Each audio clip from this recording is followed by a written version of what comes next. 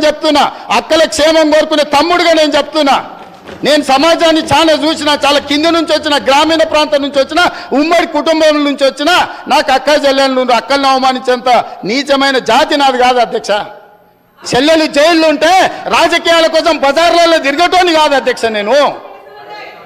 అందుకే అక్కలతో పాటు వాళ్ళకు కూడా నేను విజ్ఞప్తి చేస్తున్నా, రైతు రుణమాఫీని అభినందించండి, మాదిగల వర్గీకరణకు సహకరించండి, ఆర్డినెన్స్ తీసుకొస్తాం అవసరమైతే, లేకపోతే ప్రత్యేక శాసనసభ సమావేశాలు పెట్టి సుప్రీంకోర్టు ఇచ్చిన జడ్జిమెంటును ఇప్పుడు ఇచ్చిన నోటిఫికేషన్లలో కూడా మా మాదిగ బిడ్డలకు వర్గీకరణ ప్రకారం వాళ్ళకు రిజర్వేషన్లు అమలు చేయడానికి అవసరమైతే తమరి అనుమతి తీసుకొని మా మంత్రుల సహకారం తీసుకొని ప్రత్యేక సమావేశాలు పెట్టి మాదిగ సోదరులను ఆదుకుంటాం అధ్యక్ష.